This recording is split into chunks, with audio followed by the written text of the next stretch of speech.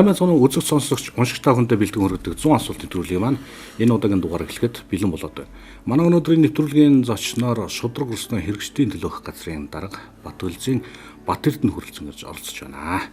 Сайн байна уу танд энэ өдрийн мэндийг хүргье. Сайн байна. Энэ сайхан өдрийн мэнд хүргье. За сайхан авчиж байна. Сайхан авчиж. Ажил төрлөн тавтаа сайхан. Оо тавтаа сайхан. За ажил ихтэй шиг л харагдаж байна тийм ээ. Хөлөөрөд холбоотойгоор хийнгээд авсан ажлыг тэгэл хийнтэй. 7 өдрөнд 7 өдөр ажиллаад байна уу? 8 өдөр нь ажиллаад байна уу? 24 цаг шогтчих. За ингээд нэвтрүүлгийн туршид би танаас 100 асуултыг асуун, та надад 100 хариултыг чин сэтгэлээс өгнө. Хоёулаа чи 2 тавтайгаа уулзж байна энэ нэвтрүүлгээр тийм ээ. За гэр бүлийнхнийгаа танилцуулнаа. Та өөрийгөө болон гэр бүлийнхнийгаа манай телевиз үзэгчдэд сайхан танилцуулаач. Эхнэр 3 хүүхэд, 1 нохой. Ингээм бол зургуулаа амтардаг. Эхнэр маань болортуяа гэж бүсгөөе. Том охин маань их шиглэн сонорх шиг. За хамгийн баг маань Ананд гээд хүн байна. Габо гээд нохоо байна. Иргэдээс Одоо их л гомдол чирэгдэл ирдэг юм шиг байна. Шууд уусны хэрэгслийн төлөх газар. Одоо хамгийн хөгжилтэй гимэрч юм шиг ямар гомдол ирэх үү? Ирсэн бэ? Эрүүлжүүлэхээс гараад хар өглөөр залгаж байна л да. Тэгээд би одоо хэрэглэгчийн хувьд гомдолтой байна гэд.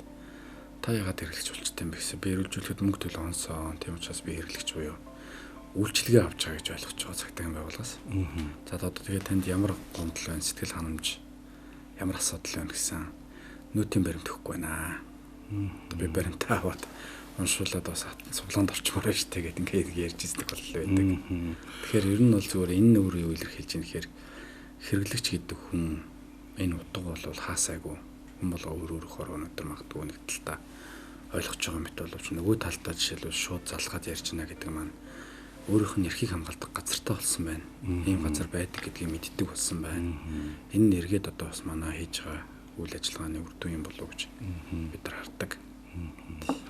Нэг за сая нөгөө нүүтийн баримт гээд зугсхан дурдаад өнгөрлөө шүү дээ. Нүүтийн баримтан дээр иргэд бас нэлээ эсэргүүцэж байгаа. Ер нь ингэ суглуулж яхаар зүгээр цаон олголт бол амтдаг болжээ. За энэ дээр ч гэсэн мөн танаа газраас баггүй ажил бас хийгдэл яваад байгаа юм шиг байна лээ. Энэ ер нь ямар хуу шатандаа явна. Яг бид нар бол иргэдтэй санал нэг байгаа шүү дээ. Хэрэглэгчийн асуудал нэг талдаа нөгөө талдаа эдийн засгийн хэрэгэлттэй холбоотой асуудал. Гэхдээ эдийн засагт оруулж байгаа үр нөлөө өгөөжийн талаар яриад нөгөө талдаа суглааг юу гэдгийг хөшүүрэг байдлаар 5 жилийн хугацаанд хэрэглэчихэд дараагийн шат байхгүй юм шиг ашиглаж болохгүй л дээ.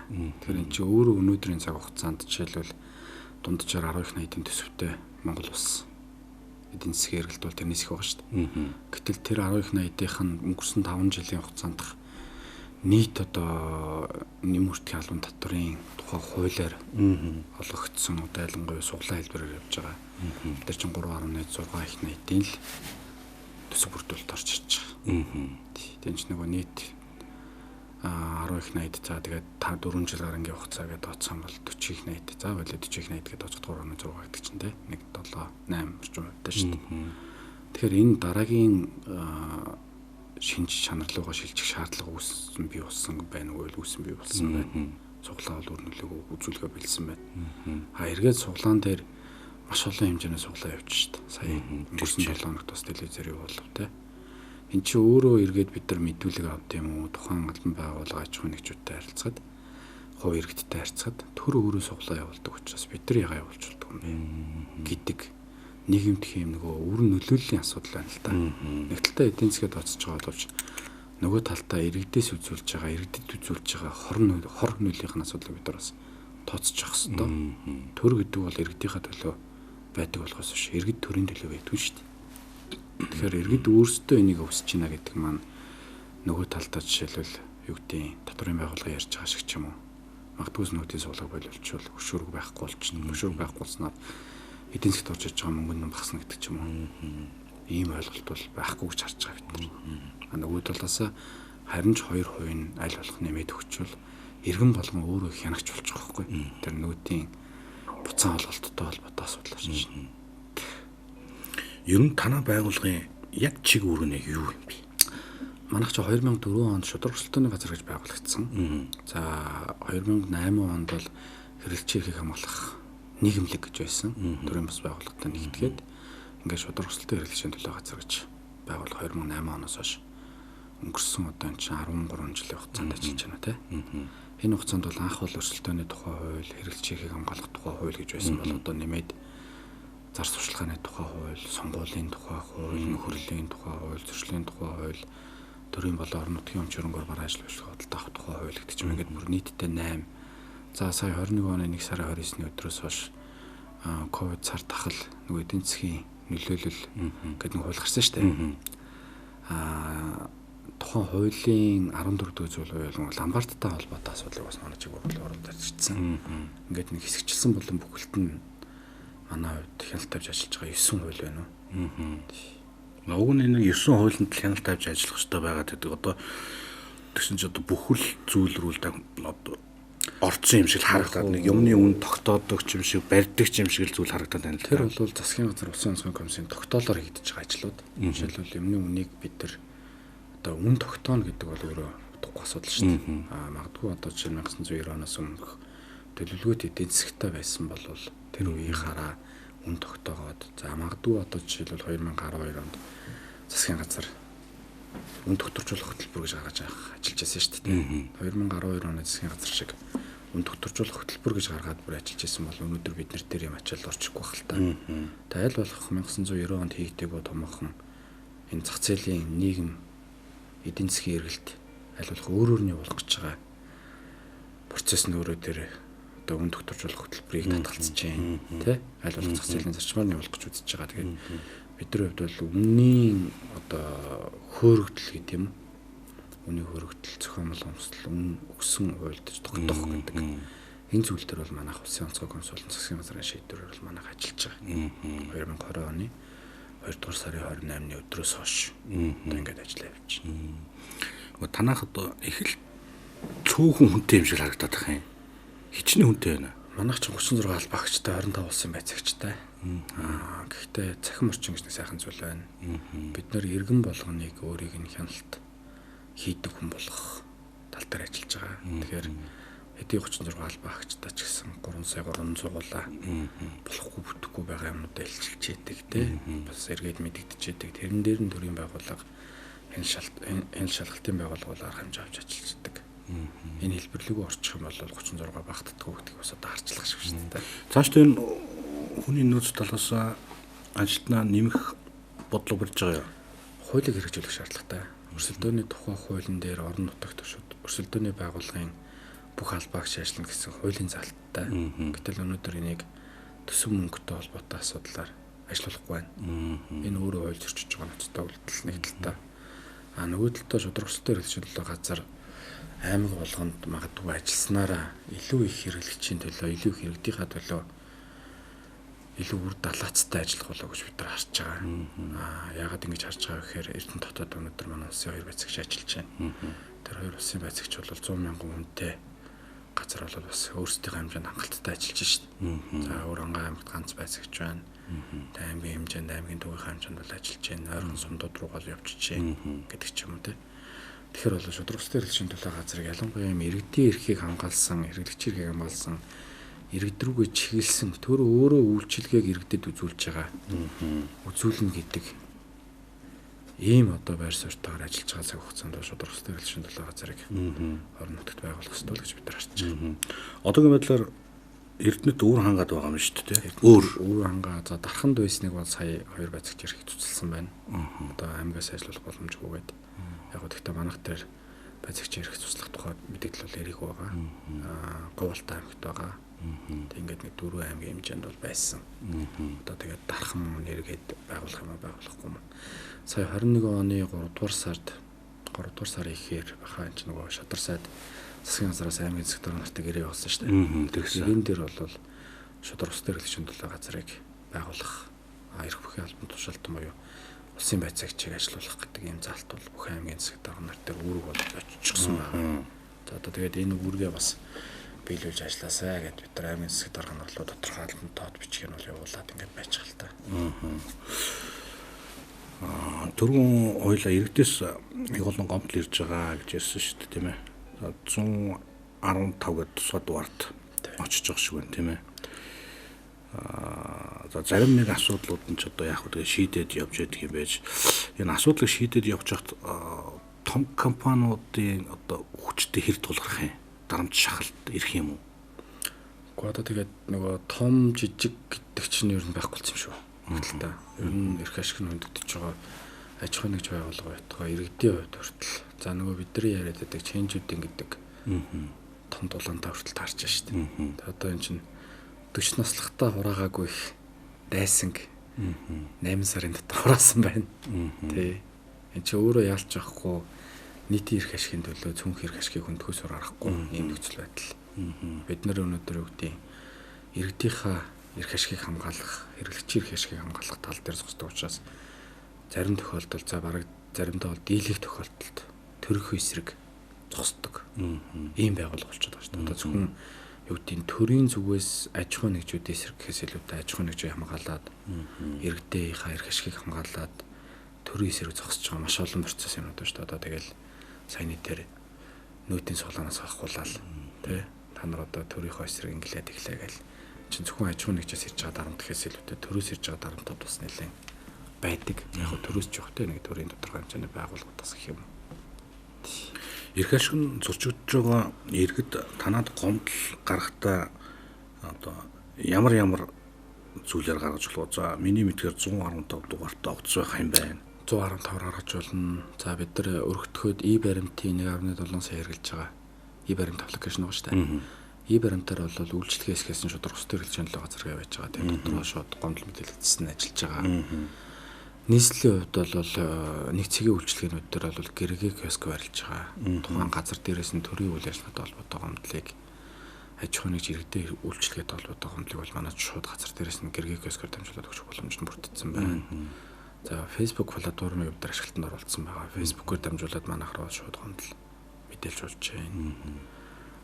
За тэгэл одоо нөгөө миний пэйж хаягаар хүртэл ингээл маш их хэмжээний гомдол ирдэг. Тэгээд тэрийг бол анх бол маш их байсан. Одоо бол бас харьцангуй бид нар нөгөө асуудлыг суураар нь шийдвэрлэхэд тулд Монгол Улсад боломжтой 76 асуудал гэж гаргаад төрийн бусад байгууллагуудаас хамтарч ажиллаад ингээд явж байгаа.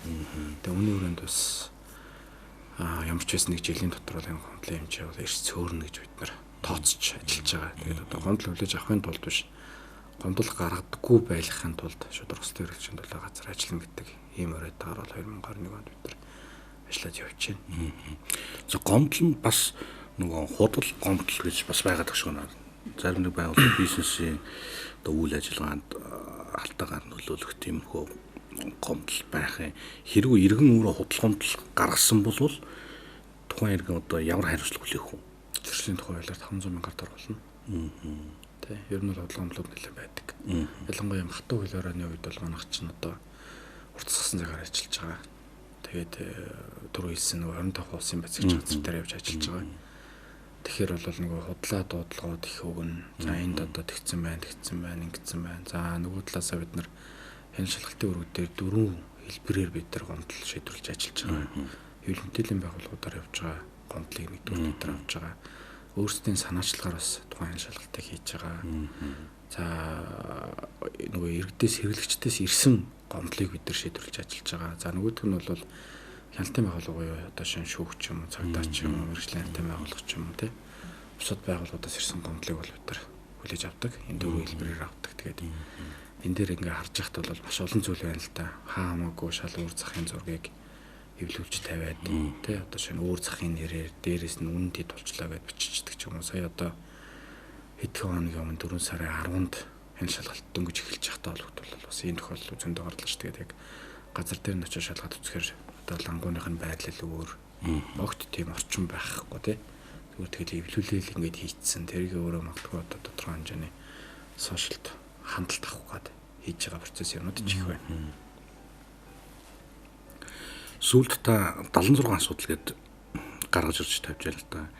Чухам яагаад 76 гэдэг тоог сонгосон юм бол энэ асуудлыг төвшүүлж гаргаж байгаагаар одоо нийгэмд ямар ач тусыг хүргэх хөлөж бодож байна. Яг анхны санаа нь бол арт түмний дундаа сонгогдож байгаа төлөөлөл буюу Улсын хурлын гишүүд 76 байдаг Монгол Улс хууль тогтоох засаглал дээр. 76 оны хувьд бол жилдээ бид нар ганцхан асуудал шийдэж хичээл гэж байгаа. Та ганцхан асуудлыг ард түмний төлөөлөл болж сонгогдсон учраас дээрээс нь эрх мэдэл байна.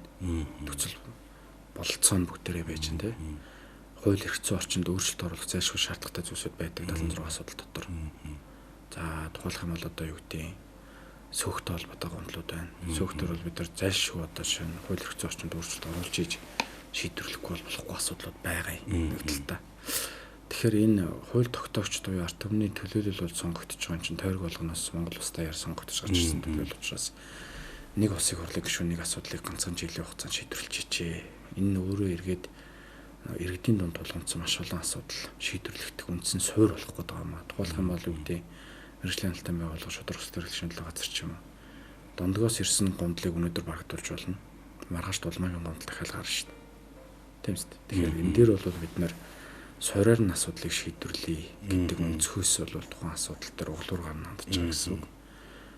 Хилцүүлгийг бол бид нар мэргэжлийн байгууллага болон хүн иргэн олон нийтийн санал асуулга за төрийн байгууллагыг хүртэл оролцуулж байгаа хилцүүлгийг зохион байгуулж байгаа. Хаана нь яг асуудал байна? Ягаад энэ тогтолцоо хэрэгжихгүй байна гэдэг ч юм уу. За жишээлх юм бол одоо такситай холбоотой асуудлууд байна. Өнөөдөр Монгол улс гэдэг ингээд 3.3 сая хүнээр тооцтол Улаанбаатар хотод 1.6 сая хүн байж идэг. 49 орчим хувьтай. Гэтэл 1.6 сая хүнтэй хотод өнөөдрийг Улаанбаатар хотын хэмжээнд гээд тооцохоор 500 гаруй такси үйлчилж шин. За тэр 500 гаруй таксиных нь өдөр тутамд явдаг таксигээд тооцохоор заримдаа 300, заримдаа 400 гэж 5000 такситай дорож байх хэвээр газар. Гэтэл одоо жишээ нь таксин дээрээ өөрөө стандарт нь өөрчлөх хэвээр зайлшгүй шаардлага байна. Тухайлх юм бол та 100 машинтай такси компани байгуулахын тулд 60 машин орох хэмжээний гараж барих хэвээр. 60 машин орох хэмжээний угаалгах газартай байх хэвээр. Гэдэг юм сонин стандарттай. Энэ стандартуудыг бид нар өөрчилж хийж тухайн такси компани таксигаа яаж олшруулж үйлчилгээгээ яаж сайжруулах вэ гэдгийг бодох хэрэгтэй болохоос биш. Бид нар яаж 60 машинаа орох гаражныхаа мөнгөийг тэр одоо байгууламжийг өрөх мөнгөийг хаанаас олох хэрэгтэй вэ гэдэг бодоо явж болохгүй шүү дээ. Тэгээ эн чинь өөрөө такси компаниудыг жишээлбэл хувийн хвшилтээр байгаа компаниудыг хөгжүүлэх боомлсын хэлбэр болчиход байгаа байхгүй юу? Төр өөрөө. Нөгөө талдаа төрийн зохицуулт руу оруулсан. Дандаа хувийн аж ахуйн нэгжүүд байгаад байдаг. Гэтэл чи километрийн заавал 500-аар явуул гэж цааж байгаа шүү дээ. Тэ? Илүү гарах юм болохгүй. Тэгээ энэ өөрөө төрийн зохицуултын хэлбэрлэл орчод байдаг. Гэсэн мөртлөө төрөөс олгож байгаа тодорхой хэмжээний дэмжлэг тусалцаа нь өөрөө энэ компаниуд дээр очдоггүй. Тэгэхээр төрийн зохицуулттай гэдэг чинь өөрөө цаашдаа яаж явах хэвтэй. Бид нар тухайлх юм бол авторын тухай хууль дээр нийтийн тээвэр гэдэг заалт байдаг. Нийтийн тээвэр дотор таксиг оролцсон байгаа. Такси яг нийтийн тээвэр юм уу биш юм? Нэгдүгээр асуудал.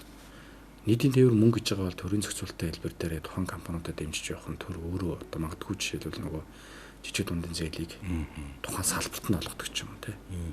6 компани хотон 6 компанид нь аваад өгөөд тэгээд тэр таксиг үйлчлэгийг сайжруулах тал дээр ажилладаг ч юм. Нөгөө талд юу гэдэг жижиг дундын зээлийг бүтэн салбар дээр одоо тухайлбал барилгын салбар байлаа гэж тооцоход нэг салбар дээр нь жижиг дундын зээлгээд 3% өгчөд байдаг. Тэр нь 3% зээлтэй 3% өртөг шингэсэн бүтээгдэхүүн төрлөөд байдаг. За цонх байлаа гэхэд 3% өртөг шингэсэн цонх төрлөөд. Нөгөө талд нь хамрагдаж чадаагүй нь 24% зээлтэй банкны. Тэг яаж 24-3%-ээр хоорондоо өрсөлдөх вэ? Энд чинь өрсөлдөөний асуудал болчихж байгаа нөгөө талд. 10 жилийн дараа эргээд харахаар аль аль нь хөгждөг. Ягаад гэвэл нөгөө хөгжиж явж исэн байгалийн жамаараа гэдэг шиг зах зээлийн зарчмаар хөгжиж явж исэн цонхны компаниг нөгөө нэг 3% та компаниуд гачаад 3% зээлгээ одоо 5 жил байд юм уу хэдэн жил байд. Тэр хугацаанд дандаа доош нь чангаачдаг. Чи зах зээлд өрсөлдөхийн тулд тухай бараа бүтээгдэхүүнээ худалдахын тулд тодорхой хэмжээнд одоо юу гэдэг тэр үнээс хит их хэмжээтэй биш үнээр л борлуулахгүй бол хинж авахгүй шин. Тийм үстэй. Тэгэхээр тэрийг яаж хийх вэ гэдэг дээр энэ дээр нөгөө чанар стандартын шаардлагуудын зөрүү гарч байна. Нөгөө үнэ амьдруулах гад. Энэ дээр маш их хэмжээний алдаанууд гарч байгаа. Тэгснээс энэ зээлийг жишээлбэл салбараар нь олгоо. Тухайлбал төрийн зохицуулалтын салбарыг такси руу 6 компани тугаад өгчвөл эн чинь өөрөө 6 компани ч өөрсдөө өрсөлдөх боломж нь бүрчин бүгд 3% шингэсэн одоо бүтээгдэхүүн буюу өөрөөр хэлбэл 3% зээлтэй гаднаас оруулж ирсэн ч гэсэн такси худалдаад авчих, машин худалдаад авчих боломж нь бүрдэж шин. Тэгээ эн чинь өөрөө нөгөө шудар өрсөлдөх нөхцөл суурь нь бэлтгэгдэх байхгүй. Тэгэхгүй болохоор миний сайн хэлээд байгаа нөгөө өрсөлдөөн дээр хүртэл төр ороод төрийн одоо юу гэдэг буруу бодлогыг бариад гэдэг юм уу те. Нэг нь 3% те. Нөгөөх нь 24% гэдэг ингээд та хоёр өрсөлдөө гэж байгаа. Бодлого хүртэл бид нар буруу гэж харж байгаа. Тэгэхээр энийг бид нар өөрчлөхийн тулд жишээлбэл хууль тогтоогч нартай ярьж ийж энийг шийдвэрлэхээс гарцсан байхгүй шүү дээ. Тэ? 76 асуудлаар гишүүдтэйгээр хэрэг уулзж байна. Одоо бүх асуудлуудаа ингээд бүгдэнд нь ингээд хуваарлаад өгсөн байна уу? Одоо л яг эхнээсээ тодорхой хэмжээний хуваарлууд бид нар хийгээ явж байгаа. За тухайлх юм бол барь сайхан гишүүнтэй бид нар хүүхд хэрэглэгчийн асуудлыг ярьж байгаа. Булган туяа гишүүнтэй үн цасны зах зээл буюу хувьцаатай холбоотой асуудлыг ярьж байгаа. Жишээлх юм бол булган туяа гишүүн дээр 1991 оноос хойш цэнхэрийн тасалбарыг асуудал шүү дээ. Тэ. За одоо тэгээд нөгөө жижиг хувьцаа эзэмшигчдийн асуудал байна. Тухайлх юм бол одоо юу гэдэг тухайн компани ашигтай ажиллаад байдаг. Гэтэл хувьцаат компани уу яг үндсэн компани алдагдaltaй ажиллаад байдаг. Хажууд нь ажиллаад байгаа жижиг компани ашигтай ажиллаад байдаг.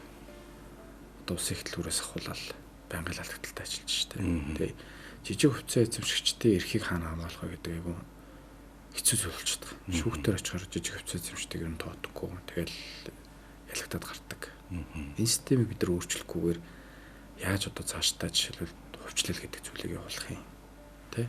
Яаж энийг нэг горимд нь оруулахгүйгээр цаашдаа үн цасны зах зээлээ Монгол улс хөгжүүлэх юм гэдэг ч юм уу. Энэ дээр манай булган туяа гишүүн ажиллахаар ажиллаж байгаа. За хүнсний толон, хүнсний дэлгүүртэй холбоотой асуудал төр бол ариун цай сад өөрөө ажиллаж байгаа. За энэ дээр ямар асуудлууд байдаг вэ гэхээр нөгөө хүнсний толоноор бараа бүтээгдэхүүн олох дэлгүүрийг сонгож шалгаруулдаг. За жишээлбэл одоо бид 10 дэлгүүр сонгочоод тэр 10 дэлгүүр дээр тухайн эрхээ очиж толоноор бараа бүтээгдэхүүн худалдаж авдаг гэсэн үг шүү дээ. Тэрэн дээр нүртэл асуудлууд байгаад байгаа. Жишээлх юм бол одоо юу гэдэг мах хажуудлын дэлгүүрт нь 10,000 байлаа гэхэд толоноор олгодог дэлгүүрт 11,000 төгрөг байж байгаа жишээ. Гэхдээ та 1,000 төгрөгөөр илүү байна гэхээр тэгвэл хажуудлын дэлгүүрээс төгрөгөөр авахгүй гэдэг тийм. Гэтэл уулын чинь үндсэн зорилго нь бол санхүүгийн чадамжгүй иргэдэд зориулсан буюу аливаалах хяналт төртгөр тухайн бараа бүтээгдэхүүнийг олгохтой холбоотой асуудал шүү дээ. Тэгээд шалгарч байгаа компаниуд маань ч гэсэн тэрийг мэдж орж байгаа. Гэтэл нөгөө талдаа буюу одоо өөрсдөд нь олгогдсон давуу байдлыг буруугаар ашиглах ийм асуудлууд байна. За Мөнхбаатар сайдын хувьд одоо энэ барилгын дотоод агаарын орчиндны эрүүл хавьтай холбоотой асуудлыг авчихсан явж байна. За тухайлбал одоо бид нар энэ дотор амьдарч байгаа ажиллаж байгаа агаар маань ямар орчинд байгаа. Эрүүл агаараар амьсгалаад байгаа мó, хурд агаараар амьсгалаад байгаа мó. 2019 онд 5,000 хүн хар давтраа шинээр хөгжүүлсэн байна л да. Энэ 5,000 хүний 1957 он агарын замаар нэг авсан баг. Алдар авсан баг. Тухайлх юм бол энэ нь өөрөө юу гэж юм хэрэг нөгөө та битгаар сууж авчиж байгаа юм ертөөс биш. Энэ ханыг юугаар хийсэн? Энэ хан нь өөрөө жишээлбэл хор тавдар үүсгэгч ням тэйдэгч юм уу те. За нэг настай хүүхэд хар тавдар туссан байгаад байгаа хгүй те. Яагаад гэж судлаад үзэхээр манайх нөгөө хоошоо лагар гэдэг чтэй. Одоо Улаанбаатар хотын том лагартай. За манай Эрдэнэт за бусад газрууд ашигс юу нэтлэх юм бэл. Шугуур байшингууд барьчдаг. Дотортлын нөгөө дэс би хавтангаар лагцсан дэс би хавтангаар гоё болох гээд бүгдийг бүрчдэг. Тэр нь өөрөө маш их хэмжээний хорт авдар үүсгэж нянг илрүүлж ингэж гаргаж идэг. Бүтээгдэхүүн байгаа хгүй болох юм бол. Тэгээ энийг бид нар зүгээр жишээлх юм бол нээгээд ингэж олон нийтэд хэрэглэгчдэд мэдээлэл нээлттэй өгсдөг болсноор магадгүй ирээнээс зөвөгдөж байгаа маш их хэмжээний чанаргүй барилгын материалууд бол байхгүй болно гэж бид нар харж байгаа, тооцож байгаа.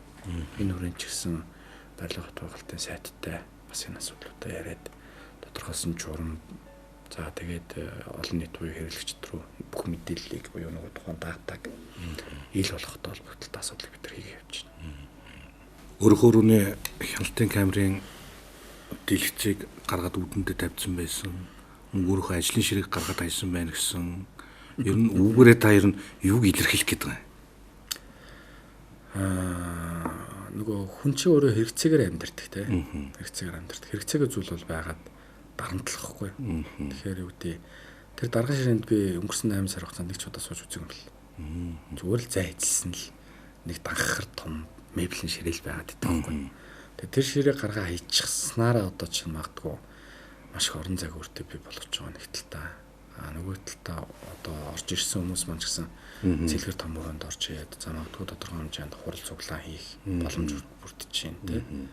За камерны хувьд бол яах вэ? Тэгээд эн чинь нэг талдаа ил тод байдал шударга хэрэглэгчийн газар өөрөө бүх иргэд хэрэглэгчтэй хүмүүс нээлттэй байх хэрэгтэй гэдэг энэ үндсэн зарчим дээр бид нар ажиллаж байгаа. Тэгээд гадна надтай уулзахаар ирсэн бүх хүмүүс бол намайг дотор байна уу, байхгүй юу, юу хийж гин. Зүгээр суугаад байна уу, гөвтээд байна уу, тэ? Ажиллаа хийгээд байна уу гэдгийг харж байгаа шүү дээ. Тэр нь ч гэсэн айгүй амар байдаг. Тэгэхгүй бол ирээл тусалгаас дандаа жишээлх юм бол одоо бүх газар л тэгж байгаа шүү дээ. Танаа дарга чинь байгаа юм уу, байхгүй. За дотор нь байсан ч гэсэн дарга байхгүй наа гадар ажилтаа явж байгаа гэж гаргацдаг. Энд чинь өөрөө төрийн үйлчлэгээ иргэдэд хүрэх ёстой үндсэн зарчим энэ дээр зөрчигдөж байгаа. Нэгдүгürt. Хоёрдугаарт бол төр гэдэг чинь өөрөө би түрүү хэлсэн иргэний төлөө байх ёстой. Төр иргэнийхээ санал гомдол иргэнийхээ одоо сэтгэл зүг ойлгохгүйгээр төрийн гарч байгаа шийдвэрүүд хөрсөн дээр буухгүй байхгүй. Бөө өмнө самал болно шүү дээ. Тэгэхээр хоёрдугаарт бол тэр утгаараа. За гуравдугаарт бол эн чинь өөрөө нөгөө намайг хамгаалж байгаа аюул том систем болчихж байгаа иргэд. Ягаад гэвэл ямар нэг албан тушаалтай юм байт юм уу? Манайх ч ялангуяа хяншилттай байгууллага. Хин ч орж ирээд надад ахвал өгчих боломж нь алга. Ягаад гэвэл тэр камер нь байж ингэж чинь тий. Нөгөө талдаа бол одоо юу гэдэг юм манай байгууллага бол иргэдийнхаа өөрсдийнх нь тий хамгаалтанд байдаг гэдэг талыг гэсэн утгыг чсэн бид нар харуулахыг зорддог. Гадна байгаа бүх хүн бид нар ингээ хараа сууж байгаа шүү. Гэхээр манай дээр орж иж байгаа албан өрөөнд болж байгаа уулзалт болгон маш тийм цензүүртэй. Тийм наргиангүй тий маш албан ёсны болдог энэ чинь хүн камерны яг ингээ хараа суучаад байгаа эвгүй болчтой юм чинь анханасаа орж ирэхдээ камер харчаад өө энэ камертай маань ягаад дотор талтай ингэж асуугаал үгүй таныг бичиж байгаа шүү гэхээр ингээд ядаж ингээд нэг суулт молт орталцаасаа тий ядаж уулзалтын хугацаанд хамраа явахгүй суучих шүү дээ тэр чинь Эжидийн оргийнхонтой нэлээд холбоотой ажиллаад байгаа шиг байна тий хэддэг сархаа цалин өгч өнөөдрийн байдлаар яг олон жил ер нь эжидийн оронтой бас одоо харилцаатай гэх юм уу эсвэл одоо би биний дэмжиж ажилладаг гэх юм уу эсвэл сэтгэл санаа нэгдэж ажилладаг гэх юм уу бас явж байгаа. Тэгээд Эрдэнэс даван толгой компани төлөвлөлт өдөрцөвлийн гишүүн болсноос хойш цалингаа өгч байгаа. За ер нь бол миний хувийн хувьд ч гэсэн төрийн албаагч үндсэн газараас цалингаа аваа. Давхардуулж ажилласны үлсийг бол төрийн албаагч авах шаардлагагүй гэж боддог үздэг.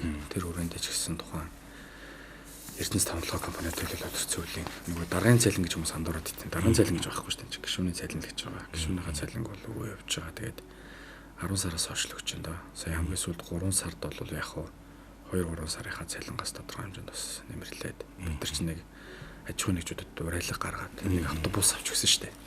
Тийм билээ. Нэг 25 оны судалтай автобус авч өгсөн. Тэрэн дээр бас оролцсон аж ахуйн нэгжүүдтэй баярлалаа гэж хэлхийг хүсэж байна. Нэгэнт одоо юу гэдэг энэ нийгмийн өнөөдөр бид нар сайн сайхан болгож бэлтгийг өгөөс хойш одоо бид нар хамгийн түрүүний хийх ажил бол хүчирхийлд өртүүлэхгүй байх, эцэг эхийн хараа хяналтанд байлгах, тэ тодорхой хэмжээнд өөрсдийнх нь идэлх ёстой одоо тэр насных нь идлүүлэх ёстой үүргийн ч юм уу тэ идлүүлэх хэрэгтэй гэж харж байгаа бид нар. Эрдэнэт рүү хайр явж байна.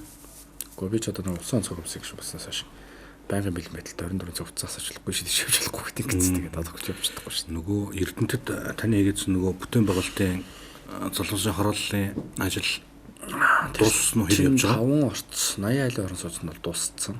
За тэр асуудлаас ч болоод одоо бас сонгуулийн өмнө бага ус төрчихсөн. Нөлөөтэй тэмцэх газар дээр би ч бага шалгатлаа. За одоо нэг хэсэг ч одоо бүр жидүүг мөнгө авч байшин барьсан хэрэгт орлоо. Тэгээд тэр чинь бол ер нь Солонгосын хөрөнгө оруулалтаар барьж байгаа байшин шүү дээ. Тэгээд нийтдээ бол 288 айлын орон сууц байх ёстой юм. Тэгээд Солонгосууд бол мөн одоо тэр авилгатай тэмцэх газараас ахуулаад нэлээд байцаагцсан. За үргэлжлүүлээд тэр дөнгөж дуусахтай зэрэгцээд бараг шахуу корона эхэлчихсэн. Одоо нэгэд ямар ч байсан 80 айлын 5 орц байшин бол ашиглалтанд бүрэн орсон, гэрчлэгээ гартсан. Иргэд маань бол амьдарч байгаа. Эрдэнэтэд нэлийн хэдэн төрлийн байгууллагуудыг Солонгосын шив байгууллагууд болоод тэндээ хандив туслаж бас нийлээдгүй зүйлийг аваад ирсэн санагдаад шүү тий. Гэхдээ одоо тэгэл нэг шүдний аппаратнаас ахуулаад тэгэл зөндөл юмнууд хийгдэж байгаа л та. Одоо ч гэсэн бид нар Америк нэгдсэн улстай бас нэг government-ийн засгийн газрын чиглэлээр хамтарсан төсөл хөтөлбөр хэрэгжүүлэх олон улсын хөтөлбөр зарлагдсан байлээ. Тэгээд тэр хөтөлбөр дээр бас манай нөгөө хөгжлийн замаар гээд Америкт байхдаа хийжсэн нэг төрлийн олууд байсан чинь манай галаах чинь галаахтай хамтраад бас Америк тал руу манай төрийн бас байгууллага нэлээд хамтарч ажиллаж байгаа. Тэгээ ерөн зүгээр цаашдаа уул нь айгүй амархан бохгүй. Эрдэнэт шиг юм жижигхэн хотыг маш гоё болгох, маш амархан. Бид нар бол одоо ялангуяа Австралийн Мельбурн хотын хэмжээнд эрдэнэ дотыг хөгжүүлчих шиг амархан юм алхах нэг үлдэх одоо тэгээд тодорхой хэмжээний бодлого шийдвэрүүд нь явдаг юм эсвэл юмуд нь болчихгүй л шиг. Уул нь бол тэр Мельбурн хоттой бас ихч дүүсээ харилцаатай болгох асуудлуудыг бид нар яриад өгрөөд явж исэн тухай үед тэгээд тухайн үеийн одоо засаг дарганы таван газраас бас тодорхой санаачлагтай ажиллаагүй процесс юмуд биелтэй. Санаачлагтай ажилласан зүйлсүүч бий. Аль талдаа нөгөө цаг цааны асуудлаас ахуулаад төрөө явж байгаа үйл ажиллагаа чинь бас амжин амжихгүйгээд олон зүйл байдаг. Цаашдаа бол эдгээр ажлууд бол үргэлжлээд явна гэж бид нар харж байгаа. Японочдтойгоо холбоотойгоо Эрдэнэтийн одоо хөгжлийн бэрхшээл цаажилтаа хүмүүсийн 3 том төвийг бас татна гадна нөгөө тодорхой хэмжээнд засч өгсөн. Тэ? Тэд нар маань бас ахаал Монголд очив илгээл сайн санааны үйлс ажилд оролцсон илгээл 25 дартай холбоотой бас энэ Солонгосын үлсэн хот гэж байдаг. Hyundai Group-ийн аж үйлдвэр, хүнд аж үйлдвэр хөгжсөн маш том эмнэлэгтэй маш том хот. Тэнд бас хамтран ажиллах гэрээ санамжчгийг үлдүүлээд өгчихсөн. Одоо бол ямар ч бас нэг надаар дамжаад аваа идүүхт залуучууд бас ихэнх залуучууд энэ хамтран чиглэлээс очиад дэмжлүүлээд ирж байгаа. Сайхан мэдээч байна, саар мэдээч байна. Тэгтээ бас аль талдаа очиод эмчилж байгаа учраас нөгөө эдийн засгийн хувьд тодорхой хэмжээний хөнгөлт урамшуулын тэндээс бас эрдэнэ дотоодоо шив гэдэг утгаараа өгдөг. Тэр нь санхүүгийн тодорхой хэмжээний дэмжлэг болдог юм болов уу гэж хардсан шүү дээ. Ер нь таны мэргэжил юм бэ? Миний үндсэн мэргэжил чинь бол төгс судлаачтай. Одоо би Монгол Улсын их сургуулийн улс төрийн техникум докторантаар сурч байгаа. За бүгд нэг Солонгос улсад эрдэнэ агарын тээврийн холбооны чиглэлээр тэр бол одоо нэг тийм академик юм. Яг эрдэнэ агарын тээврийн чиглэлээр чинь ачаа тээвэр эрдэнэ агаар гэж хоёр байдаг. Эрдэнийх нь агарын тээврийн чиглэлээр 2003 он төгссөн. Тэгээд Америкт бас бизнестэй байсан, Монголд бизнестэй байсан. Тэгээд улс төр рүү 2010 оноос ороод 2012 оноос ер нь бизнесээ боли улс төр бизнес хоёр бол хоорондоо дарахгүй гэдэг. Учираас бизнесээ ер нь бүрэн болоод тэгээд одоо ингээд төрийн албанд, улс төрийн албанд явчихна да. Сүүлийн үед таны занга яг ийм өнгөтэй болсон. Тэгээ би нэг уулзахаар асууна гэж бодсон. Яагаад заавал энэ өнгийг сонгоцсон? Яг энэ өнгөний зангинаас салахгүй шүү. Яг энэ ч нөгөө нэг оранж өнгө тий. Тэгээ оранж өнгөтэй гээд ямар жимс хэдгэлээд айд маань үстэй хийж байгаа. Өнгөний хувьд бол тод. Тэгээ миний эвэл өнгө гэж явдаг. Оранж өнгөний хувьд бол. Тэгээд төрөл бүрийн зангаал зүүж болно шүү дээ. Тэгээ хааштай зүүхээс хойш бас нэг тийм танигдах технологи юм уу? Одоо тэгээд баг зам дээр юм орон зангаатай зогсч байлгүй шпаги зогсч чана авчих гээд такси хүртэл барих шаардлага болчихдог шүү дээ. Таны үнэт зүйл ер нь юу юм бэ? Үн шиг амьдрах ёстой л гэж би боддог. Тэ. Одоо мөрөөдөл тим юм гэж бодлоо яах вэ? Бид нар чи ер нь бол нэг 25 орчим мянган өдрөл амьдрт юм л шин. Тэд нар 25 мянган өдөр амьдрахын тулд даахгүй их зовлон ургаад яах вэ? Тэ. Тэгээ одоо хааштай туулж байгаа цаг хугацаа өнгөрөөж байгаа одоо хамт олон гэдэг ч юм уу те. Хамт олон гэдэг ч юм. Энэ талаас харахаар хүнд бол нэг тийм нөгөө хүмүүс нэг амар ламборчины өмсөж хүмүүс ламборчины өмсөж хүнд нэг хэрэгцээч хэрэггүй дээ гэдэг нэг юм яриад байдаг те. Тэрнтэй адилхан бол биш. Гэхдээ бол хүний хэрэгцээ гэдэг зүйл бол яг өөрийгөө хянаж чаддаг тохиолдолд яг өөрийнхөө хэрэгцээг зөв тодорхойлж чаддаг тохиолдолд бол бас хязгаарлагдмал гэж би хардаг. Одоо саяны Эрдэнэс тавталгаа компани одоо санкцны цалингаа хандуулахаас хавлаад энэ бол нөгөө илүүтэй гараад өгöd байгаа юм биш байхгүй. Жишээлбэл тэр мөнгийг би өөрийнхөө амьдралд хэрэглэж болно.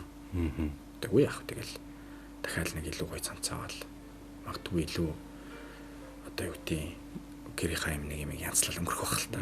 Гэхдээ тэгээ тэглээгээ дутууч нь өөрөө юу юм. Гэхдээ надад өнөөдөр 4 цамцсан болоо л шүү дээ. Тэгэл 2 жил өмсөж байна. Одоо энэ бичгийг би 4 дахь жилдээ өмсөж байна. Тэгээ одоо энэ шинэ имшиглэх хэвээр. Тэгээ энэс илүү хэрэгцээ өдөрт нэх байгаад байгаа. Зүйл харагдахгүй л байна. Тэгээ тэр утгаар ашигласан илүү одоо хүүхдийн төлөө илүү утгачтай амьдарчихсан ядаж хүн шиг байх хугацаанд нэг жинхэнэ хүн шиг байж байгаа учраас л гэж боддоо шүү дээ. Таныг нэг хэдэн цөөхөн хэдэн байцаагчлахын нурууг аваач хөдөл гэж одоо их л эмээх юм байна шүү дээ. Өглөө 10-аар одоо автобус унаа явж эхлэх байхад л хүмүүсийн цахууд дээр нөгөө махныхаа үнийг харах гал явж байгаа жишээ нэ. Орой одоо хэдэн цагтаач хайрдгийг. Ер нь энэ цөөхөн үнийг яг ямар механизмаар хөдөлгөөд байна нууцшвал. Одоо цалин цавг нь одоо илүү сайн байдаг юм уу? Үгүй одоо тэгээд төрийн захиргааныхаа 6, 7, 8, 9 гээл тэргүүрэл цалинчилж байгаа шүү дээ. Илүү цалин авах боломж байхгүй. Тэгээ бас урамшуулах хэрэгтэй. Урамшуулын хэлбэр нь өөрөө төрөөс олгогдсон хэмжээнд байх хэрэгтэй. Жишээлх юм бол сая төрөөслөө дэмжлэх орон сууц манайх ч бас нэг 7 ажилтнтай өгсөн. Манайх ч 36 хүнтэй 7 багш төгсөн гэж бас өндөр өв байгаас. Өндөр өв байгаас. Тэгээд аль болох л одоо ээлжиж ажиллах, хамраах, айлуулах, дэмжих. Одоо хааштай мөнгөнд нэмж өгч чадахгүйгээс хойш урмаар дэмжих юм бол хийх юм да. Тий. Одоо 36-ны хэдэн яг офс дээр сууж ажилладаг хүмүүс байх юм? Уу яг бид нар нэг хатуу хөл 20-ны үед бол хяналт шалгалт гаргаж байгаа штэ. Ягаад тэгэхээр төрөөс иргэдийн ингээд нөгөө явах ирэх буюу хөдөлгөөнийг хязгаарлалчих жоохгүй. Та Сүхбаатар дүүргийн 1-р хонд амьдардаг бол тэр явихаа дэлгүүр хүнсний захаас юм бараа бүтээгдэхүүн л ав. Та тэрнээс 2-р хороор орохгүй. 3-р хороор орохгүй байхгүй. Одоо юу гэдэг Баян Сүх дүүргийн иргэн урд нь магадгүй жишээлбэл хүч шонхоор яваад махаад байдаг гэсэн бол тэр хөдөлгөөж оргичлаа шүү дээ. Тэгээд тэнтэй холбоотойгоор л бид нар хяналт шалгалт хатуу хөлөөрийн үед бол хяналт тавьж ажилладаг. Хатуу хөлөөрөө тавихад бол манай хяналт шалгалтууд одоо бууж идэг. Хатуу хөлөөрөө тогтооход эргээд хяналт шалгалтууд гарч идэг. Ийм систем ажиллаж байгаа. Тэгэхээр бол манайх одоо юу гэдэг өглөө эрт 6 цагаас ихсэн албаагчд бол ажлынхаа 8 цагаар дооцоод өдөр айлуулах эрт буун. За өдөөс өмнө өдөөс хойш гэж 2 ажлын хэсэг бас байгаа. Тэгэл ингээд нэг зохион байгуулалт зохицуулалтын менежментийн асуудал л да. Энэ бусад гадаад оронд одоо танахта ижил төстөө ийм газар байдаг юм уу ер нь? Үгүй бүх оронд баг. Бүх оронд байх. Сая жишээлбэл бид нэр шадар сайттай хамтраад Нэгдсэн үндэсний байгууллагын өрсөлдөөн хэрэглэгчийн хилтэс гэж байдаг. Тэр хилтсийн том удирдлагуудтай дэлхийн 10-д оронтой цахимаар хурал хэлээ ш онлайн хурал. Тэгээ тэрэн дээр жишээлбэл авч хэрэгжүүлж байгаа арга хэмжээнээс авахулаад ер нь манай улс бол бас яг ижил төвшөнд л явж байгаа юм л. Болох юм бол Нэгдсэн үндэсний байгууллагаас хүртэл анхааруулж байгаа нь өөрөө юу гэхээр яг энэ хатуу хөл хорой коронавирусын цар тахлын үед аж ахуй эрхлэгчд, аж ахуй нэгжүүдийн зүгээс бол жишээл хэрэглэгчдийг хөрөөж байгаа маш олон зүйл гарч байгаа. Зөвхөн Монголд биш. Тэгээ бид нар чинь жишээлбэл нөгөө тавьсан дургуулын хэмжээгээ тооцоод амар торгочлаа гэж бодод байдаг. Одоо яана гэж сэтгэл өвдөж байгаа ш дотор. Гэтэл Итали юм уу Европын орнууд ч бол зуучлаараа наач малын нийтдээ манай дургуулын хэмжээ ямар амар гэж нэгэд бүр ингээд улсынхаа рекордыг бичсэн баг. Одоо зарим өрсөлдөөний байгууллага гадаадд бол тустай байдаг. Хэрэглэгчийн байгууллага нь тустай. За нэг бас байна. Одоо манай Монгол шиг бүгд найрамд хаттаар тус байна. Жишээлбэл бүгд найрамд хаттаар тусын зах зээл зохицуулалтын хороо гэдээ байж байна. Яг өрсөлдөөн хэрэглэгч байрны газраа төвлөрчихсөн байна. Манай Монгол улс адилхан тий. Солонгосын хувьд бол тустай байна. Хэрэглэгчийн агентлагын тустай төрийн бас байгууллагаар явдаг. Өрсөлдөөний байгууллага нь өөрөө төрийн шудраг худалдааны хороо гэдэг шиг Японы шудраг худалдааны хороо гэдэг ч юм уу тийм ингээд тустай байна. Тэгээ энэ дээр чи өөрөө дэлхийгээс өгч байгаа тодорхой хэмжээний зөвлөмжүүд нь бол маш хатуу байр суурь барих хэрэгтэй. Хатуу байр суурь барихгүй бол ийм цаг хугацаанд бол дэг журам тогтоох юм шиг боломжгүй. Үнийн хөрөгдлийг одоо барих юм шиг боломжгүй гэж байна. Одоо сая бол жишээлх юм бол дэлхийн эдийн засгийн хамтын ажиллагааны хөгжлийн байгууллага гэж байдаг. OECD гэдэг. Энэ байгууллага бол бүх орны өрсөлдөөний байгууллагуудад зөвлөмж хөргүүлж ажиллаж байгаа. За 2020 оны 4 сард 2 удаа зөвлөмж өгчлөө, 6 сард өгчлөө, 12 сард өгчлөө, сая 21 оны 3 сард дахиад зөвлөмж өгчлөө. Энэ зөвлөмжүүд дээр бол одоо жишээлбэл манайхан бас асуудаг штэ. Та нар алийн үнийн нэмэгдэл, алийн үнийн өсөлт, алийн үнийн хөөрөгдөл гэж тооцоод байгаа юм. Тэгээ бид нар ингээд үнийн хөөрөгдөл гэдэг талаас ярихаар муусаа монголчууд угаасаа ингээдэлтэй төрийн байгууллагууд гэж харьцдаг тийм. Гэтэл дэлхийн эдийн засгийн хамтын ажиллагааны хөгжлийн байгууллагаас жишээлбэл үнийн хөөрөгдөл гэдгийг нийлүүлэлт, эрэлт нийлүүлэлтийн тасалтал дээр огцом үнийн өсөлт үүсгэчихвэл энийг үнийн хөөрөгдөл гэж үзээрэй гэдэг ингээд зөвлөмж гарсан байхгүй. За саяны одоо жишээлбэл нөгөө 4 сарын 8-нд засгийн газраас иргэн бүрт 300 мянга гэдэг олголоо. 4 сарын 9-ний өдөр махны үнэ доотлол нь 30000-аар нэмэгдлээ шүү дээ. Оройноос өглөө болтлын ч махны үнэ нэмэгдэх ямар ч үндэс суурь байхгүй шүү дээ. Гэтэл шууд нэмэгдэж байгаа жишээтэй ч юм уу те. Тэгээ энэ дээр чинь бид нар хатуу арга хэмжээ авч ажиллахгүй хатуу гараар барихгүй бол тухайн үнийн нэмэгдлийг бид нар үнийн хөөрөгдлийг ч юм эсвэл те тогтооход бас хэцүү. Сая бол манайх бас Монгол Улсын их сургуулийн дэргэд эдийн засгийн хүрээлэнгийн эрдэмтэн доктортой бид нар хамтарч ажилладаг. Эдийн засгийн нөлөөллийг тооцдог. Эдийн засгийн тооцоололч бол махны үнэнийг бол 300 сая болсны дараа 25-аас 30 сая төгрөг гэж тооцож ирсэн. Амин шудраг төсөл шинжилгээ газар бол энэ үнэнийг бол 16 сая 15 сая төгрөг тогтоож чадлаа. Энэ бол маш том одоо нөгөө механизм гэх юм уу? Тухайн үйл ажиллагаанд мэргэжсэн байдал гэж дүнсэн бил. Энэ бол үнэлэлтэй. Бидрөө тэрвээ тухайн үнийн хөрөглийг зогсоож чадахгүй бол энэ мах чи өөрөө килограмм тутамдаа 20,000 доотлно. Үрчгээр байлаач сая бол бүх эдийн засгч хэлж шин.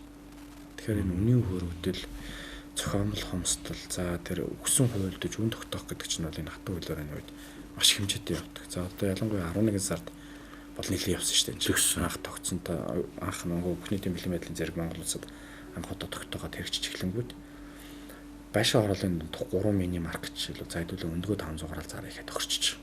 Угаасаа энэ байшингийн орсон суугчд 200 хүн байна. 200 өрх байна. Энэ 200 өрхөөсөө одоо юу гэдэг Европа явчих боломжгүй, өөр газар руу явчих боломжгүй учраас эндээ хэдүүлээ нэг шиг өндгөнийхөө нэг 500-аар тогтооч гэдэг ч юм те.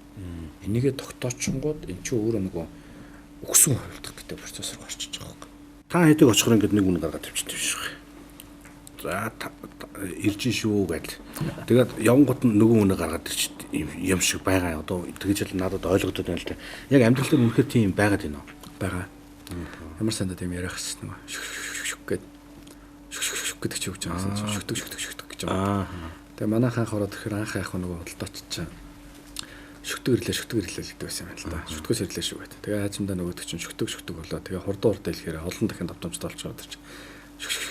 Гэл нэлвчтэй л хүн ч анзаардаг. Энд өөрөө нэг шүтэг ирлээ нөгөө үнэ тавиар гэж хэлбэрлэж байгаа. Тэдэр идэр торгоно гэсэн одоо тийм яг үн тариф байдаг юм танад? Гэхдээ манайх яах вэ? Бид ч нөгөө хууль хэрэгжилтэн дээр хяналт тавьж ажиллаж байгаа бол зөрчлийн тухай хууль дээр явж байгаа. Манай ер нь бол санкц нь зөрчлийн тухай хуулийн тусгай ангийн 17 гэдэг заалт, 11 гэдэг заалтууд их ордог. Тэрэн дээр өөрөө торгуулийн хэмжээг зааж өгсөн байдаг. Тэдэн мянган нэгжгээ зооцсон байдаг шүү дээ. Тийм системээр л бид нар явж байгаа. Ялангуяа хэрэглэгчийн эрхийг хамгаалах тухай хууль, өрсөлдөөний тухай хууль бол торгуулийн санкц асар өндөртэй. Одоо тухайлах юм бол өнөөдөр бид нэр хүч шонхрыг торгочлоо л да. Жилийн борлуулалтын орлогын 4%-аар. Тэр чинь бол яг зүгээр яг энэний цаатал дахиад зөндөө юм байгаа юм. Жишээлбэл хүч шонхор заах бүтэн жилийн хугацаанд 780 сая төгрөгийн орлоготой байна шүү дээ.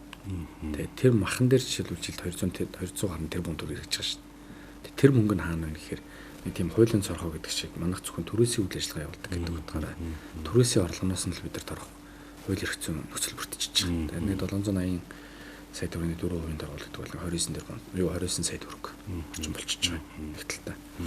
Нөгөө талтай хэрэглэгчийн эрхийг хамгаалах тухай хууль дээр бол ер нь санкц нь жоохон өндөр. Хувь иргэний хувьд бол нэг 2 сая орчимтай. Аж ахуйн нэгжийн хувьд бол нэг 20 сая орчимтай. Тэгээ бид нар бол аль болох торгоодохыг хүсдэггүй, аль болох зөвлөөд, туслаад, шаардаад одоо тэгээд аргаа барахаар л торгочих шин энэ өгөлхэд. Тэгээд ухт өвөнд ордог шин. Өгөн торгох шийдэл биш байгаа дээ тийм ээ. Гэхдээ одоо уулын заавал бид нар торгоодох шаардлага байхгүй. Тэгээд бүтэн 6 сар өгсөн өргөд даалгавар хэлүүлэхгүй ингээ яваад гарчин. Тэгэл дахиад нэг өгсөн хувилдаж байгаа процесс нь хэвээрээ байгаад байна. Одоо бүр сүүл рүүгээ бол зохиомл хомсдлыг бий болгож эхэлж байна. Бүр тийм монопол байдлаа ноёлох үйл ажиллагаа явуулж эхэлж байна. Тэгээ эн чинь өөрөө юу гэдэг хэрэглэгчийн байгууллага гэдэг чинь хэрэглэгчийн л эрх ашигыг хамгаална шүү дээ. Бүгд л та. Тийм үстэй. Тэгэхээр бидний хувьд бол аль болох тэр килограмм тутамд нэмэгдэж байгаа, үнэ хөрөгдөж байгаа тэр ачаалал ард түмний нуруунд дээр яаж очиж чинь гэдгийг ч бид нар давхар харж байгаа шүү дээ. Тэгэл одоо баахан худлаа үнэ хаяг нэгээл дайрцгаад юм. Энэ нэг зарим нэг хүнсний өргөн хэрэглээний бараан дээр цаад үйлдвэрээсээ үйлдвэрлэхдээ шошгон дээр ингээд үнийг нь тавиад тэдээр зарна гэж одоо манайх тийм хууль зүйн зохицуулт байд юм уу?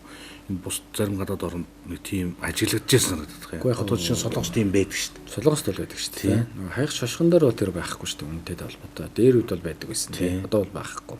Одоо бол хайх шошгон дээр нөгөө орц найрлаганаас ахуулаад стандарт хэрэглэх хугацаа, хадгалах хугацаанаас ахуулаад стандартыг нэмээд 50-тай байж байгаа. Тэгээ тэрэн дээр бас тавьчихаар хэцүү байд юм шиг байна. Одоо яагаад хэцүү байдгийг мэдэхгүй. Тавьдгүй юм билээ. Дотоодод. Тэр байтугай өнөөдөр юу гэдгийг гаднаас орж ирж байгаа бараа бүтээгдэхүүний хаяг шошгыг бид нар Монгол болгох гэж чадахгүй шүү дээ. Одоо манай аж ахуйн нэгжтэр ийм дарамт байна, тийм дарамт байна, санхүүгийн хувьд тийм асуудал үүсдэг гэж юм яриад ингээд. Гэтэл өнөөдөр юу гэдэг нь тэр хаяг шошгоноос болоод хичнээн хэмжээний хүн хордож байна гэж бодож байна. Хичнээн хэмжээний хүн хавдар тусч байна гэж бодож байна. Жишээлбэл хичнээн хэмжээний хүний үндсэн суур авчин хөтлөж байна гэж бодож байна. Хүүхдүүд ялангуяа жишээлбэл маш олон бараа бүтээгдэхүүн зүгээр өөрсдөө олдчихж байгаа шүү дээ. Эсвэл нэг телевизээр харж байгаа гоё реклам олон дахин давтамжтай реклам явал тэрийг харж байгаа хүүхдүүдтэй аваад өгчдөг. Тэр нь хүүхдүүд нь бөөн баяр баясгалуулдаг. Гэтэл маш их хэмжээний сахарын агуулмжтай байдаг ч юм уу тийм. Эсвэл тодорхой хэмжээнд харшилтай хүүхдүүд хүртэл 20-тай тухайн түүхийд нь хүртэл орцсон байдаг ч юм. Энийг ерөөсөө анзаардаг. Тэгээд эргээд хүүхд нь эмнэлэгт очиод эсвэл өөртөө эмнэлэгт очиод асуудал ярихаар ийм бүтээгдэхүүн ийдсэн гэдэг. Тухайн бүтээгдэхүүн гараа та өөрөө ийм харшилтай юм энийг хийж болохгүй шүү дээ. Гэхдээ би яаж мэдэх юм аа чинь. Юу самар гэж бичиг байсан шүү дээ. Монголоор англиар өгч би мэдэхгүй шүү дээ. Ингээд суугаад идэх ч юм тий. Тэгээ энэ чинь өөрөө нөгөө хаяг шошгоны стандарт холбоотой маш олон асуудлуудыг бид нар шийдэх хэрэгтэй байна. Тэр хүнсний аюулгүй байдлын тухай хууль дээр байдаг л да нөгөө зөвхөн импортын бараа бүтээгдэхүүнтэй холбоотойгоор монгол хэл дээр байна. Гэхдээ англи орос хэл дээр байж болно гэдэг заалт байдаг. Тэр байж болно гэдэг заалтыг чинь барайл энэ англи дээр энэ орос дээр одоо энэ байгааж дээ шүү дээ. Одоо хаанах явсан бодвол импортын юм байгаа. Энэ Итали явсан. Итали усуу тий. Тэгээ энэ дээр чинь жишээлбэл хаяг шошгон дээр ингээ ямар ч юм байхгүй. Тийм биш шүү дээ. Энэ ямар үзүүлэлтээ ямар ус бид нар өөрсдөө угаад байгаагаа ингээд яг энэ үлгт мэдэхгүй байхгүй. Энэ дээр бол 6.9 градус гэнэ. Гэх мэтлэнгээр ингээ юмнууд нь байгаад байгаа. Тэгэхээр бидний хувьд бол жишээлбэл энэ хаяг шошгон дээр хүртэл маш сайн анхаарах шаардлагатай. Хуулийн тодорхой хэмжээний өөрчлөлтүүдийг оруулах шаардлагатай гэж харж байгаа. Одоо тэр англи орс байж болно гэдэг үгийг аваа хийчихтэл тэгэл бүгд л монгол болчих шүү дээ. Тэгэхээр нөгөө нэг суур асуудал шийдвэрлэх үеуд тулгымцсан 76 асуудлын өрөөнд чинь эдгэр ч юм бас явж байгаа гэсэн үг. Тэгэхээр саяны үндэсний аюулгүй байдлын тухай хуулийн саяны заалтан дээрээс тодорхой өөрчлөлт оруулж чадвал тэгэл Монгол улс дотроо бараа бүтээгдэхүүн оруулж ирэх нь байна. Ирэх нь байна тий аж ахуйн нэгжүүдэд оруулаад тэр. Гэхдээ монгол хэлээрээ оруул. Эсвэл монгол хэлээрээ ингээд засч зааварлаад юмудаа оруул тий. Ийм л процесс. Сүүлд танад нэг ламбардны асуудал илүүжтэй орж ирж байгаа бах тий. За энэ ч одоо бас асуудал яалч бас байгаад байна. Яг одоо энэ хөлөөрөөтэй үед нэг хүн одоо ламбардны юмаа тавьсан байдаг. Авах хугацаанд болцсон байдаг. Авах гэхээр нөгөө ламбард нь ажилтгүй. Залах гэхээр одоо утсан болдгоо ч юм уу. Иймэрхүү бас хүндрэлтэй асуудлууд байгаа юм шиг байна л. Ер нь энэ ламбардны асуудлыг ер нь яаж шийдэх гэж байгаа юм бэ? Гэхдээ одоо сая Улсын хурлын 3 гишүүн санаачсны хүрээнд 2021 оны 1 сарын 29-нд өөрчлөлт орсон шүү дээ. Ковидын хуулинд.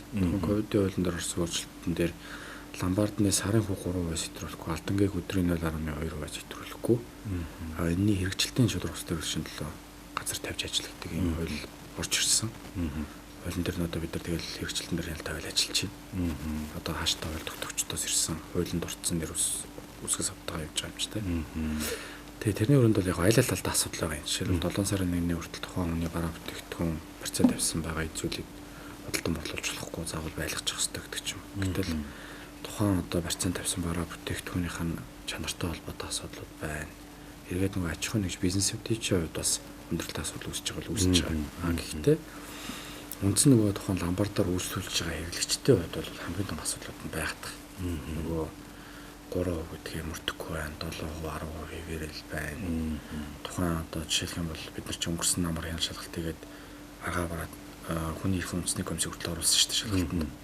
Хүний гар утсыг авахдаа дугаарыг нөгөө нууцлалтаа кодыг тайлж аваад хувийн нууц руу алдаад эргээд жишээлх юм бол тэр хувийн нууцтай холбоотой асуудлаар за ялангуяа манай нөгөө охид хөхнөч чинь маш хэмжээний зураг энэ давд юм шүү дээ. Нойлыг өрөө одоо хаана ид хаасаагүй авдаг зураг.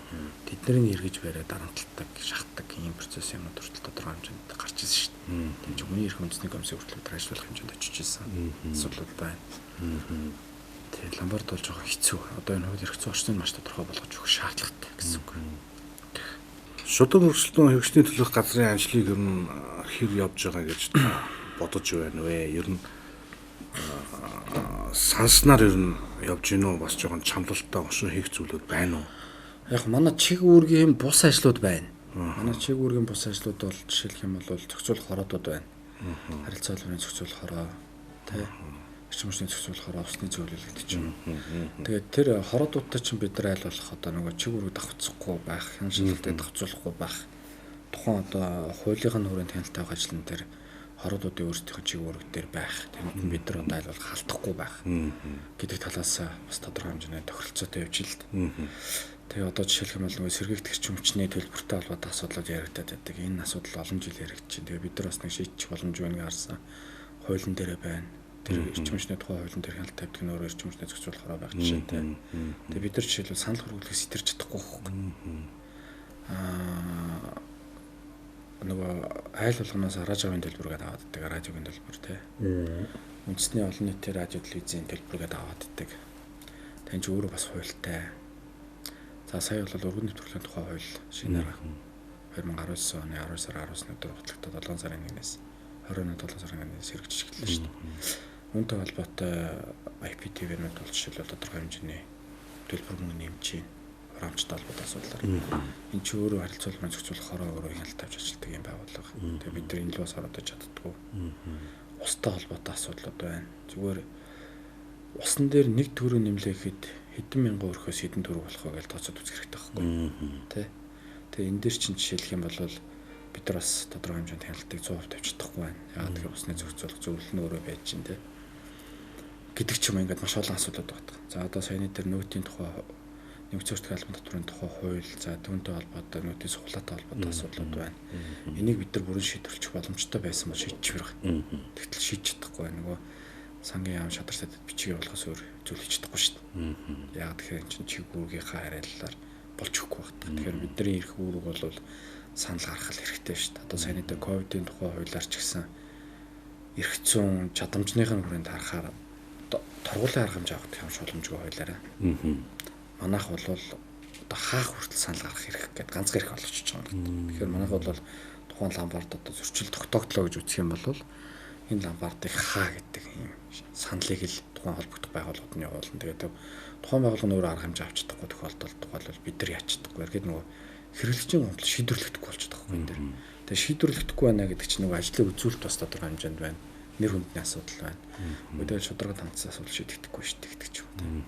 Өөрсдийнхөө хүрээнд нөгөө шийдвэрлэх бүрийн эрхийн хүрээнд шийдвэрлэх ажлууд бол бид нар 100% шийдэж байгаа шүү дээ. Бүх юмыг шийдэж явж байгаа. Өнөөдөр хүртэл жишээлх юм бол одоо юу гэдэг ачаа тээврийн төмөр зам ачаа тээврийн үнийг нэмэгдүүлээ гэдэг саналыг өнгөрсөн 9 сард оруулчихсан. Бид нар нэмээгүй.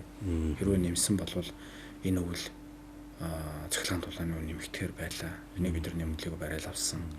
Sky Media Univision хуучин өнөөдөр хүртэл жишээл автомат сонголтын мөнгө гэж маш хэмжээний мөнгийг иргэдийн карманаас авдаг байлаа. Энэ асуудлыг болиулсан. Тэ гэдэг ч юм. Ингээд өөрсдийнхөө хүрээнд шийдвэрлэх хэрэгтэй маш олон ажлуудыг бол бид нар хамаач асуудалгүй шийдэж явчихад байгаа. Тэгэхээр нэг жоохон сэтгэл дундуур байгаа зүйл нь за баг эхний ээлжинд бол манай шүхтгийг 100% болгоод өгчих. Ядаж Улаанбаатартай 100% болгоод өгчвөл яг одоо бүх асуудал шийдэх гэдэг шиг ядаж энийг ажиллах цар хүрээ маань маш их хэмжээнд томорчих боломжтой. Иргэдийн гомдлыг шууд шийдвэрлэх боломжууд нөхцөл байдал нь бас бүрдэж байгаа тийм.